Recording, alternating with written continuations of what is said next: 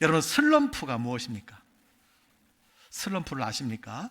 슬럼프는 영적 침체라고 말하기도 하고, 우울증으로 마음이 편하지 않고 불안하고 슬퍼하거나 고민에 빠지며 모든 일에 의욕을 잃게 되는 질병이라고 합니다. 우울증은 누구에게나 찾아올 수 있는 마음의 감기라고도 하지요. 세계보건기구에 의하면 인간을 괴롭히는 가장 무서운 질병 가운데 우울증은 4번째를 차지하는데 심혈관 질환 다음으로 사망 원인이라고 합니다. 여기에서부터 슬럼프가 시작이 되는 것이지요. 모든 사람들은 한두 번 슬럼프에 빠져 산다고 해도 과언이 아닙니다. 성경에서 슬럼프에 빠진 좋은 예가 바로 엘리야입니다. 엘리야는 하나님의 위대한 선지자 중에 선지자였습니다. 그가 선지자로 있을 때 8가지 기적과 같은 일들이 일어났고, 백성은 우상을 버리고 이스라엘 나라가 영적 각성이 일어났던 시기였습니다. 그러나 엘리야를 싫어하는 아방의 부인이 있었는데 그 부인의 이름이 이세벨이었습니다. 사악한 이세벨은 엘리야가 선한 영향을 미칠 때마다 분노했습니다. 그녀는 마침내 엘리야에게 사신을 보냈습니다. 오늘 2절에 보니까 내가 내일 이맘때에는 반드시 내 생명을 저 사람들 중 한 사람의 생명과 같게 하리라. 그렇게 하지 아니하면 신들이 내게 벌 벌을 내림이 마땅하니라. 무슨 말입니까? 내가 만일 24시간 내에 너를 죽이지 못한다면 신에게 맹세하기를 차라리 내가 죽으리라.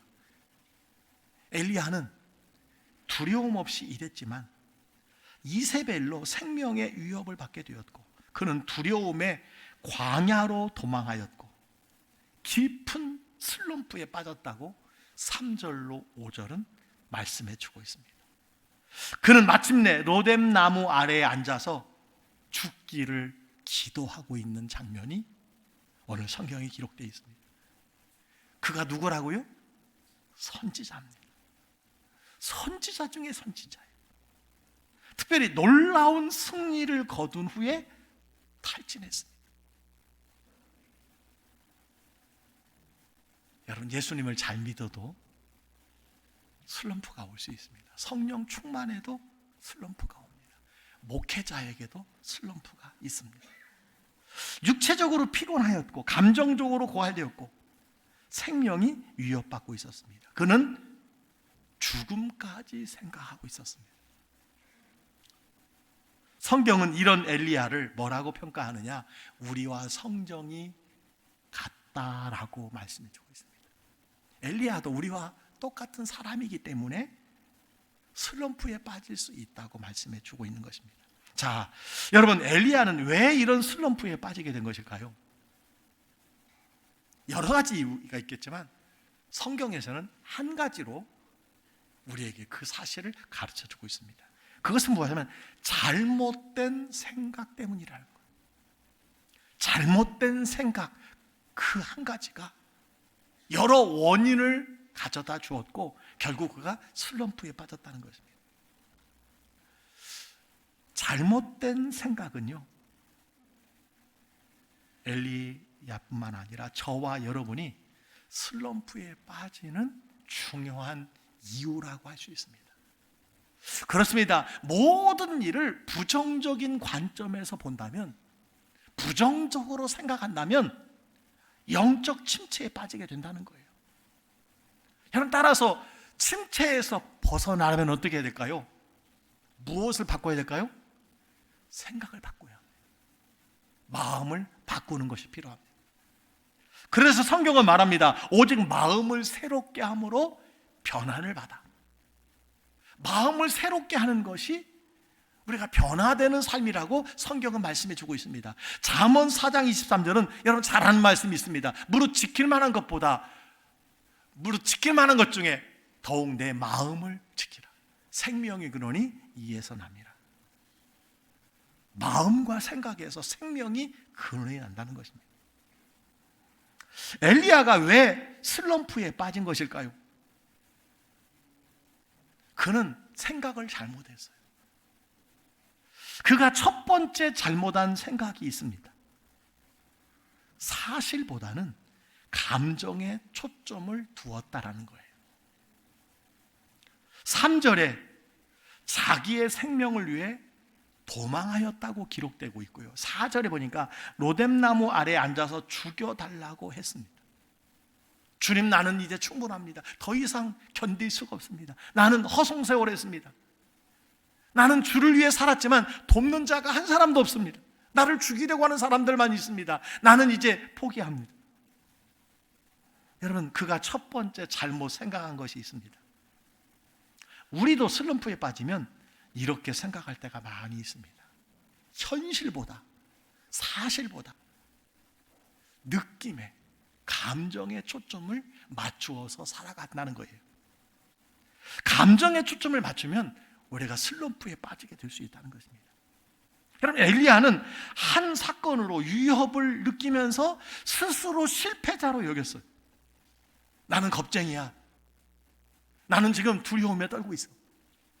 여러분, 이것을 감정적 추론이라고 부르는데 자신의 느낌을 스스로 확신하며 사는 것이라고 이야기합니다. 내가 그렇게 느낀다면 그것은 사실이야. 이렇게 우리의 삶을 이끌어 간다는 것이지요. 여러분, 이것은 하나의 생각이지만 큰 파괴력을 가지고 있음을 보게 됩니다. 그래서 전문 음악가나 체육인, 배우들은 자신의 연주와 경기와 연극이 끝난 후에 큰 허무감에 빠진다는 거예요.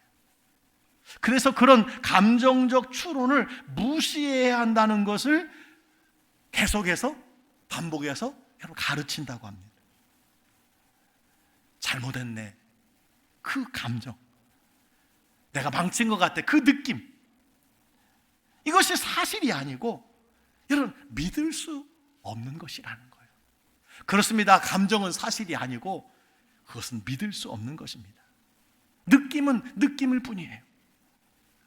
어제가 3월 1일이었는데 결혼 기념일이었습니다. 아내가 아침에 일어나더니 여보, 나 당신과 결혼한 지 10년밖에 안 된 것 같아. 그런 멘트를 날렸어요. 제가 벌떡 일어나서 아내를 보면서 말했습니다. 여보, 고마워. 그런데 그건 느낌일 뿐이야. 당신을 만난 지 41년이 되었고 결혼한 지 이제 33년이 되었어. 제가 그렇게 말했어요. 여러분, 이런 감정 느끼는 것은 좋지만 감정은 사실이 아니고 믿을 수 없는 것입니다. 어떤 분은 언제나 하나님이 함께 하신다는 것을 느끼지 못한다고 말합니다. 어떤 분은 언제나 하나님의 사랑을 받는 자녀라는 것을 느끼지 못한다는 거예요. 여러분, 그건 느낌입니다. 성경은 말합니다. 하나님이 항상 여러분과 함께 하시고 하나님은 변치 않고 끝까지 여러분을 사랑하신다는 것, 이것이 사실이고 팩트고 이것이 진리인 줄 믿으시기 바랍니다. 느낌은 거짓이 포함되어 있어요. 감정은 때로 거짓이 포함되어 있다는 것을 여러분 꼭 기억하시기 바랍니다. 이번 부흥회 10차례 있었는데요, 낮에 부흥회의 말씀이 저는 큰 은혜가 되었어요. 건강한 교회, 부흥하는 교회, 건강한 성도. 특별히 여러분, 이 부흥회 때 우리가 서로 반복해서 고백한 것이 있어요. 혹시 기억하십니까? 이거지요. 권사님, 이제부터 가족처럼 지내지 말고 진짜 가족으로 지내요. 아멘. 집사님, 이제부터 가족처럼 지내지 말고 진짜 가족으로 지내요. 아멘. 이렇게 우리가 계속 여러분 고백했습니다. 여러분, 다시 한번 여러분도 옆 사람이 누군가 한번 보세요. 권사님인지 집사님인지 장로님인지 한번 여러분 외쳐볼까요? 시작. 권사님, 이제부터 가족처럼 지내지 말고 진짜 가족으로 지내요. 아멘. 반대편에 있는 사람에게, 반대편에 있는 사람 누군지 한번 보세요. 자, 시작. 집사님, 이제부터 가족처럼 지내지 말고 진짜 가족으로 지내요. 아멘. 우리가 실제로 하나님의 가족이에요. 예수님의 한 피 받아 한 몸 이룬 영적 가족인 줄 믿으시기를 바랍니다. 가족이지만 가족같이 가족처럼 지냈다면요, 건강한 교회를 만들 수 없어요. 행복한 교회를 만들 수 없어요. 행복한 신앙생활을 할 수 없다는 거예요. 저와 함께 31년을 살아온 제 딸이 어느 날 여러분 이런 말을 했다고 한번 생각해 보세요. 아빠, 이제부터 우리 부녀로 지내요. 여러분 지금까지 그러면은 가짜로 부모와 딸처럼, 아빠와 딸처럼 지내, 잘못된, 여러분 말도 안 되는 소리지요. 화가 날 것입니다. 여러분 우리 교회의 사명선언서 혹시 아십니까? 늘 주보에 기록되어 있어요. 함께 울고 함께 웃는 하나님의 가족으로. 함께 울고 함께 웃는, 여러분 가족이 무엇입니까? 함께 울고 함께 웃는 것이 가족이에요. 가족처럼이라고 말하지 않았어요. 함께 울고 함께 웃는 하나님의 가족으로 그리스도의 제자되어 성결한 삶을 실천하는 교회, 이렇게 정했어요. 여러분 느낌과 사실은 다른 거예요. 어떤 분이 그렇게 말할 수 있습니다. 저분은 나와 부부같이 지내요. 여러분 부부같이 지낸다는 것은 친하다는 겁니다. 그러면 부부하고 다른 겁니다. 저분은 나의 부부입니다. 그거하고요 완전히 다른 겁니다. 그렇게 말했다면 큰일 나는 거죠. 여러분 철험과 느낌과 여러분 사실은 다른 것입니다. 우리는 어떤 분야에서 실수하면요 인생 실패자라는 느낌을 가지는 경향이 있어요. 한 번 실패한 것을 인생 실패로 여기는 사람이 있어요. 이것은 잘못된 생각이에요. 이건 마귀가 주는 생각이에요. 모든 사람은 실수할 수 있지만 실패자가 되는 것은 아닙니다. 성경은 그래서 감정으로 살지 말고 느낌으로 살지 말고 진리와 함께 살라고 말씀해 주셨어요. 그래서 진리를 알지니 진리가 너희를 자유케 하리라고 그랬어요. 사랑하는 성도 여러분, 왜 여러분은 슬럼프에 빠져 있습니까? 혹시 감정에 초점을 맞추어 살고 있지는 않습니까? 엘리야가 슬럼프에 빠졌던 두 번째 잘못이 있습니다. 다른 사람과 비교했던 거예요. 엘리야는 이렇게 말했습니다. 여호와여 넉넉하오니 지금 내 생명을 거두시옵소서. 나는 내 조상들보다 낫지 못하니이다 하고, 만일 내가 누구와 같으면 좀 더 행복할 텐데.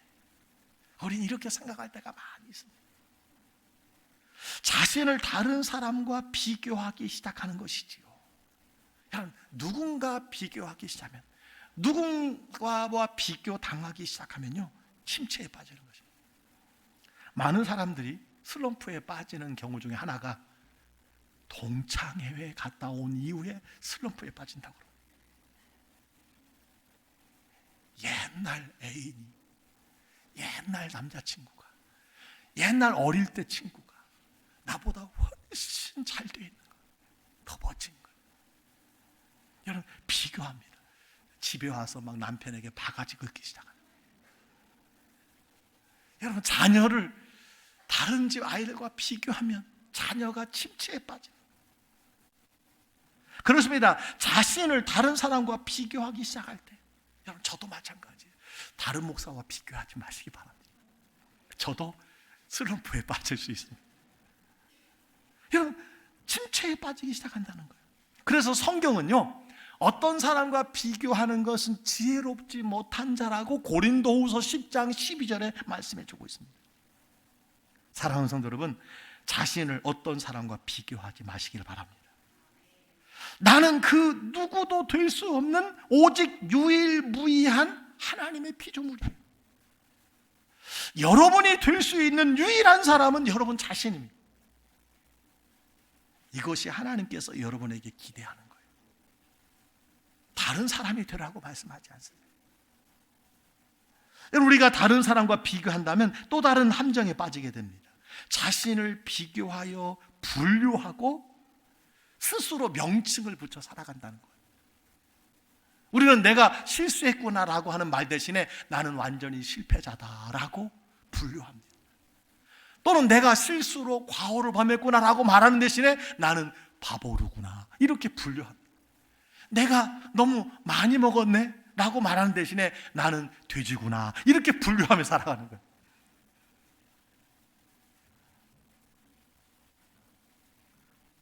사랑하는 성도 여러분, 비교하면 슬럼프에 빠지게 된다는 거예요.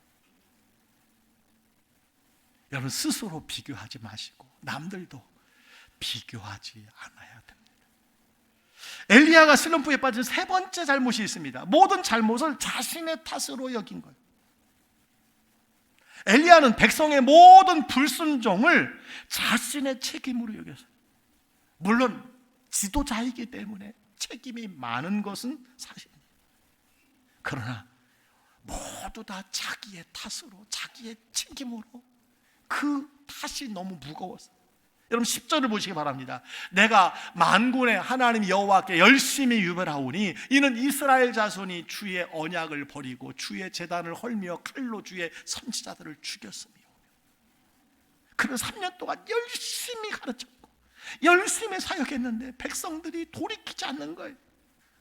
그의 열심에 비해서 돌이키지 않는 거예요. 엘리야는 이것을 오로지 자신의 책임으로 여겼습니다.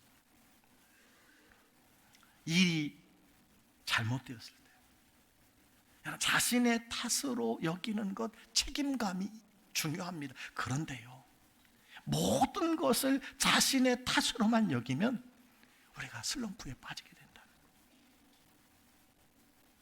오늘 일터에서 슬럼프에 빠지신 분들이 계십니다. 경쟁 사회에서 슬럼프에 빠지신 분들이 계셔요. 우리는 맡은 일에 모든 책임을 다 짊어질 수가 없는 거예요. 여러분이 사람들에게 영향력을 줄 수 있지만 그들을 지배할 수는 없는 겁니다. 여러분이 책임을 맡았지만 책임을 맡은 다른 사람들과 함께 그 책임을 질 줄 아는 것도 중요한 것입니다. 아무리 말해도요, 아무리 가르쳐도, 아무리 설교해도요, 순종하는 것은 여러분들이 하는 거예요. 여러분 목회자로서 슬럼프에 빠질 수 있을 때가 있습니다. 어떤 때입니까? 그렇게 설교했는데, 그렇게 말씀을 전했는데, 저는 여러분 주일 설교 한 편을 위해서 40시간을 평균 준비합니다. 40시간. 아유, 목사님 그런 설교를 무슨 40시간 설교합니까? 혹시 그런 분이 계실지 모르지만요, 준비한 것을 5번 하고 6번 하는 건 괜찮은데요, 한 편의 설교를 준비하는 것은요 정말 힘들고 어려운 작업입니다. 여러분 왜 이런 작업을 할까요? 목회자의 책임이기 때문에 그렇습니다. 그런데 제가 슬럼프에 빠질 때는 언제일까요? 그렇게 설교했는데, 그렇게 말씀을 전했는데 전혀 말씀대로 사는 사람이 없을 때, 여러분 엘리야처럼 슬럼프가 오는 거죠. 도저히 변하지 않는 거예요. 하나도 변하지 않는 거예요. 여러분 그러면 그렇게 설교를 준비할 필요가 있을까요? 그렇습니다. 최선을 다해서나 성공하지 못한 일로 침체에 여러분 빠질 수 있다는 거예요. 여러분 모든 책임을 다 내 책임으로, 내 탓으로 여기면요 우리는 침체에 빠질 수 있습니다. 엘리야가 그랬습니다. 엘리야가 슬럼프에 빠진 네 번째 잘못이 있습니다. 문제를 과장했습니다. 부정적인 것을 지나치게 과장했습니다. 그는 이렇게 말합니다. 10절에 오직 나만 남았거늘 그들이 내 생명을 찾아 빼앗으려 하나이다. 모두 죽었고 살아남은 사람은 나 하나밖에 없는데 그 사람들조차도 나를 반대하고 나를 죽이려고 합니다. 여러분 그러나 팩트가 뭐예요? 사실이 뭡니까? 사실은 엘리야만 남은 것이 아니라 바알에게 무릎을 꿇지 않은 몇 명이 있었어요? 7,000명이 있었다고 성경 말합니다. 18절에. 모든 사람들이 그를 반대한 것이 아니라, 죽이려고 한 것이 아니라 오직 한 사람 이세벨만 반대하고 이세벨만 협박했던 것입니다. 물론 여러분, 이세벨이 사신을 보내어서 위협한 것은 사실입니다. 그러나 만일 엘리야를 죽이기로 결심했다면 사신을 보내지 않고 검객을 보내서 죽였을 것입니다. 이세벨은 엘리야의 능력을 잘 알고 있었습니다. 만일 엘리야가 죽임을 당하면 순교자가 될 것이고 영향이 더 커질 것을 걱정했습니다. 뿐만 아니라 엘리야를 죽이면 하나님의 심판이 자기에게 임할 것을 알고 있었습니다. 따라서 이세벨은 말로만 엘리야를 협박하는 것입니다. 그 협박이 과장되었습니다. 우리가 슬럼프에 빠지면 문제들을 과장하는 예가 참 많이 있습니다. 문제를 부풀리는 거예요. 침소분대라고 합니다. 작은 것을 계속 부풀려서 잠을 이루지 못하는. 엘리야는 작은 문제, 사실이 아닌 것을 가지고 확장했습니다. 확대했어요. 그래서 슬럼프에 빠지게 되었다는 것입니다. 자, 여러분, 4가지 엘리야의 잘못된 생각, 그것으로 슬럼프에 빠진 이야기를 해보았습니다. 여러분, 슬럼프에 빠진 적이 있습니까? 아니, 지금 슬럼프에 있습니까? 우리 교우 중에 어느 날 갑자기 나 슬럼프야, 나 영적으로 무력해졌어, 세상 말로 여러분 잠수 타는 분들이 계십니다.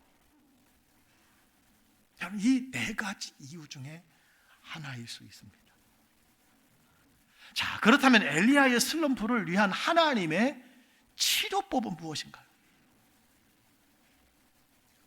이것은 우리가 슬럼프를 극복할 수 있는 방법이기도 합니다. 여러분, 알고 싶지 않습니까?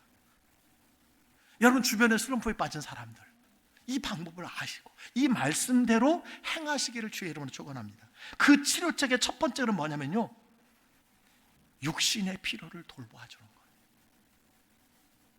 여러분, 엘리야처럼 착하고 의롭게 열심으로 살다 보면 더 빨리 지칠 수 있습니다.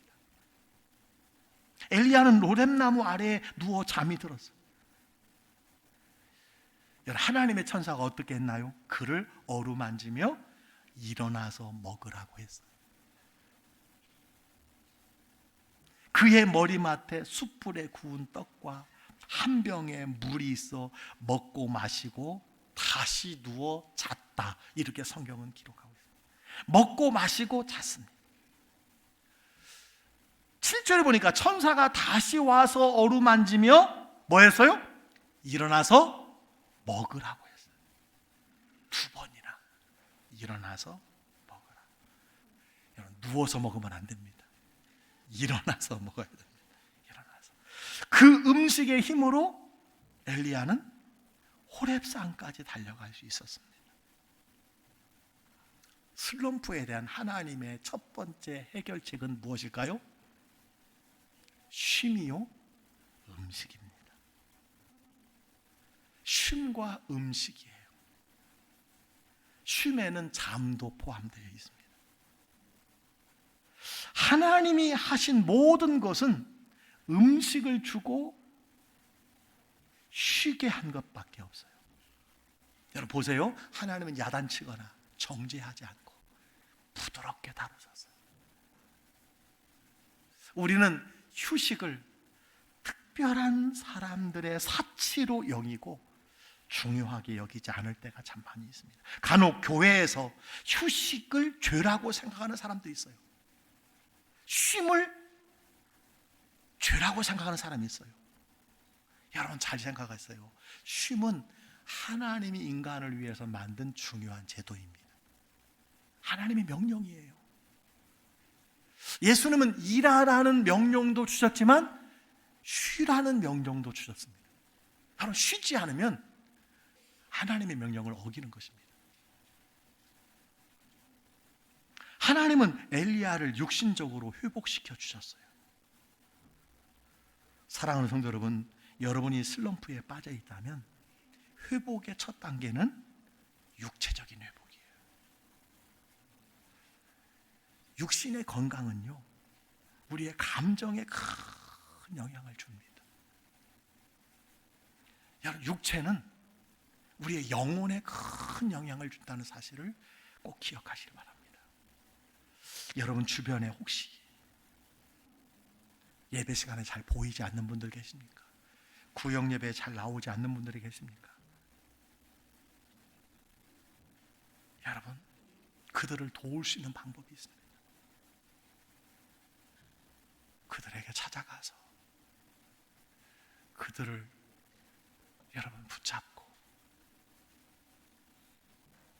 멋있는, 전망 좋은, 편안하고 아늑한 여러분 카페나 맛있는 음식으로 여러분 섬겨보시기를 바랍니다. 그것이 슬럼프를 극복하게 하는 첫 번째 하나님의 방법이에요. 아니 집사가 돼가지고, 아니 권사가 돼가지고 뭐 그까진 일로 그렇게 여러분 그런 거 안 돼요. 슬럼프를 극복하는 두 번째 방법이 있습니다. 좌절감을 하나님께 드리는 거예요. 엘리야는 육체적으로 회복한 후에 호렙산에 굴러 들어가서 하나님을 찾았습니다. 하나님께서 물었어요. 엘리야야, 내가 어찌 여기 있느냐? 엘리야야, 내가 어찌 여기에 있느냐? 그가 대답합니다. 이스라엘 자손이 주의 언약을 버리고 주의 제단을 헐며 칼로 주의 선지자들을 죽였음이오며 오직 나만 남았거늘 그들이 내 생명을 찾아 빼앗으려 하나이다. 엘리야는 자신의 모든 형편을, 그 감정을 다 토설했어요. 다 토설했어요. 사랑하는 성도 여러분, 내 형편을 누군가에게 토설할 수 있다면 여러분 행복한 사람입니다. 여러분의 형편을, 아픔을, 감정을 누군가에게 토설할 사람이 여러분 있습니까?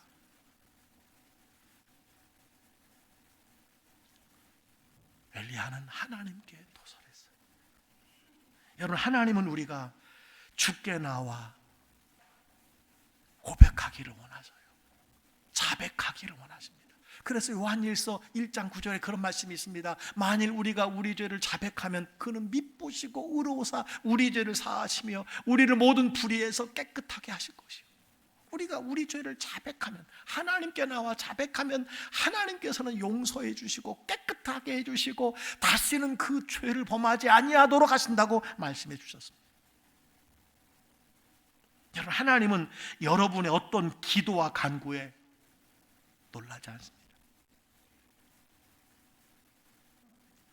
여러분이 여러분의 형편을 말할 때 하나님은 아이고 깜짝이야 그렇게 말하지 않으세요.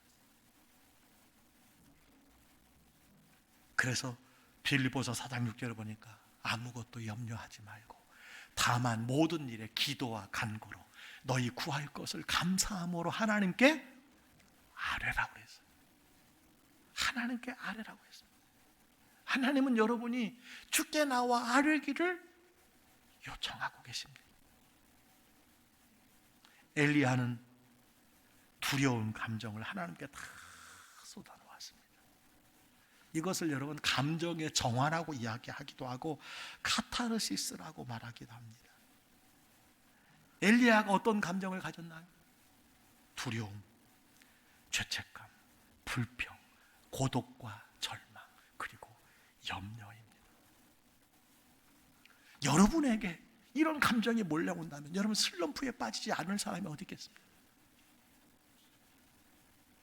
슬럼프에 빠졌을 때 그 문제와 감정을 하나님께 아뢰시기를 주의 이름으로 축원합니다. 예수님께서 가장 큰 위로의 말씀을 우리에게 주셨는데 마태복음 11장 28절이에요. 마태복음 11장 28절에 볼까? 수고하고 무거운 짐진 자들아 다 내게 오라 내가 너희를 쉬게 하리라. 다 내게로 오라고 그랬어요. 물질 때문에 지친 분, 사업하다가 지친 분, 자녀들 때문에 지친 분, 오래 기도했는데 풀리지 않고 응답 없는 것 같아 침체에 빠진 분 계십니까? 하나님 앞에 엎드리시기 바랍니다. 엘리야는 하나님 앞에 엎드렸어요. 그분께 투정했습니다. 하나님 앞에서 차라리 불평하고 원망하더라도 하나님 앞에서 하시기를 바랍니다. 여러분, 기도는 주님께 맡기는 겁니다. 기도는 슬럼프에서 벗어나는 거대한 여러분 구원 투수예요. 슬럼프에 빠지셨다면 하나님께 하려고 자신의 감정을 흉금없이 나눌 수 있는 교우들, 구역에서 그것을 나눌 수 있게 되기를 간절히 바랍니다. 그래서 구역이 작은 교회인 것입니다. 슬럼프를 극복하는 세 번째 방법이 있습니다. 삶에서 하나님의 임재를 경험하는 것. 하나님은 엘리야에게 말씀하셨습니다. 11절에 보니까 너는 나가서 여호와 앞에서 산에 서라 하시니 여호와께서 지나가시는데, 엘리야는 하나님이 밖에 계신 줄 알고 나가서 굴 어귀에 섰지만 하나님을 볼 수가 없었어요. 여러분, 하나님을 볼 수가 없습니다. 여러분, 진짜 예수님을 본 사람이 있습니까? 없어요. 진짜 하나님을 본 사람 없습니다. 그런데 그 예수님이 믿어지고 그 하나님이 믿어지는 것이 신비해요. 세상 사람들이 그렇게 말합니다. 하나님 보여줘.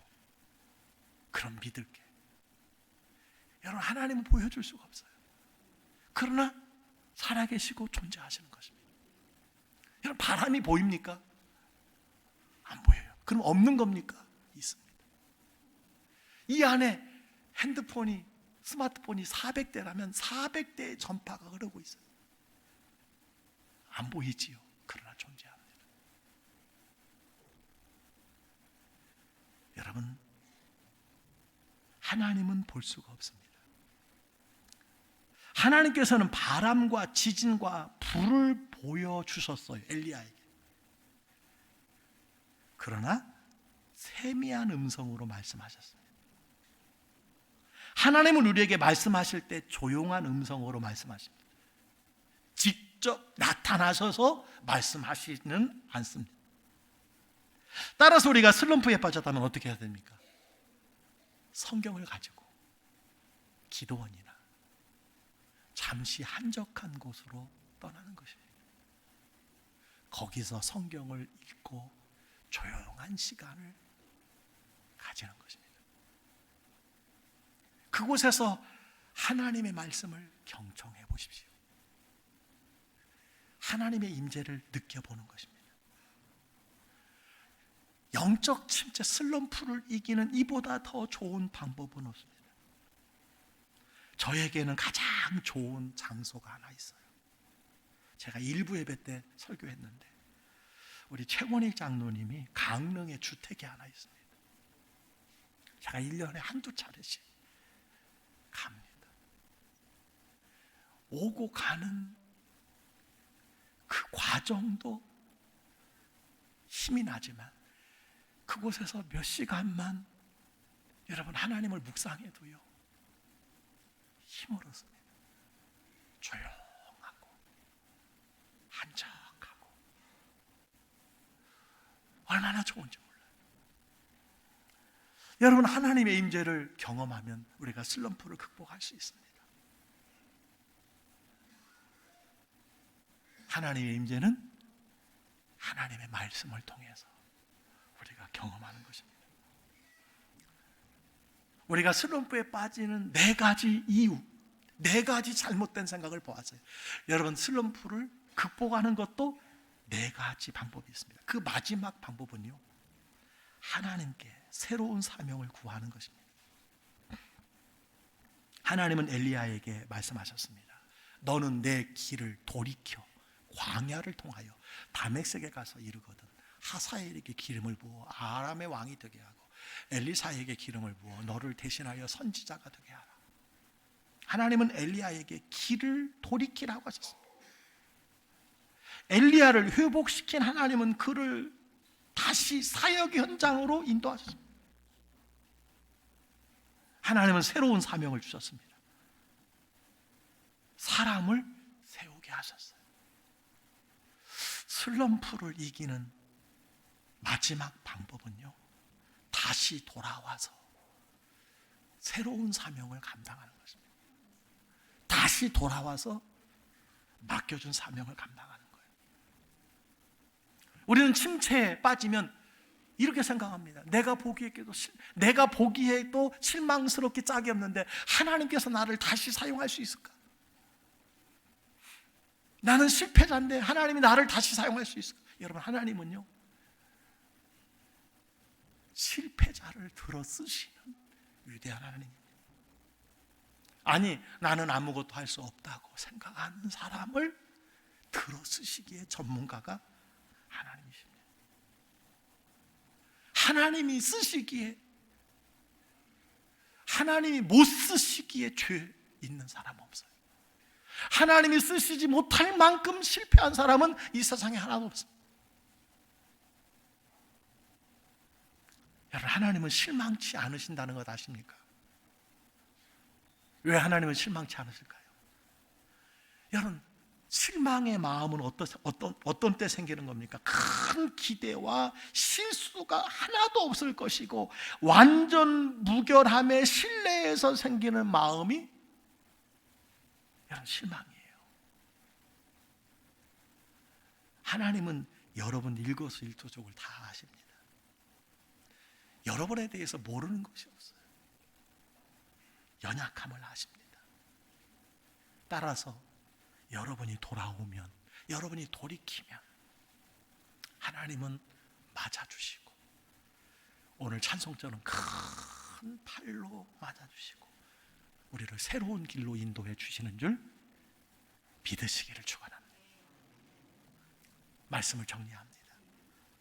여러분, 슬럼프에 빠져 계십니까? 아니, 여러분 주변에 슬럼프에 빠진 사람이 있습니까? 이유가 무엇일까요? 감정, 느낌에, 속임에 빠진 사람이 슬럼프에 올 수 있습니다. 느낌이에요. 두 번째는 다른 사람과 비교함으로 오는 슬럼프가 있습니다. 세 번째는 자신의 잘못이 아닌 것을 다 자기 탓으로 여기면서 슬럼프에 빠집니다. 중압감. 네 번째는 문제를 과장할 때 슬럼프에 빠집니다. 하나님의 치료책은 네 가지였습니다. 그럼 무엇이죠? 첫 번째, 육신의 필요를 채워줘라. 먹이고 채우고 쉼을 얻게 하는 거예요. 여러분, 이렇게 한번 해보세요. 이번 주에 여러분이 만나야 될 사람이 있습니까? 슬럼프에 빠진 사람이 있습니까? 우리 구역원입니까? 육신의 필요를 채워주세요. 진짜 이번 주에부터 봄이 오는 것 같아요. 여러분, 찾아가서 손잡아 일으켜서 멋진 카페에도 가보시고 맛있는 음식도, 여러분 교회로 나가서 육신의 필요를 채워줘 보세요. 그리고 하나님께 좌절감을 아뢰는 거예요. 아픔을 아뢰는 거예요. 하나님은 좋아하십니다. 그리고 하나님의 임재를 경험하는 거예요. 말씀을 통해서. 그리고 새로운 사명을 하나님께 구하는 것입니다. 저는 여러분을 사랑하는 담임 목사로서 오늘 슬럼프에 빠졌던, 슬럼프에 빠져있는, 슬럼프에 빠질 수 있는, 아니 여러분 주변에 있는 사람들을 도울 수 있는 길, 주님이 오늘 엘리야를 통해서 우리에게 가르쳐 주신 줄 믿습니다. 이 말씀을 적용하고 실천하며 한 주간 슬럼프를 탈탈 털어버리고, 여러분 봄은 스프링이에요. 영어로 스프링입니다. 다시 튀어 여러분 올라가시는 3월, 그리고 2025년 봄날이 되시기를 주의 이름으로 간절히 축복합니다. 축복합니다.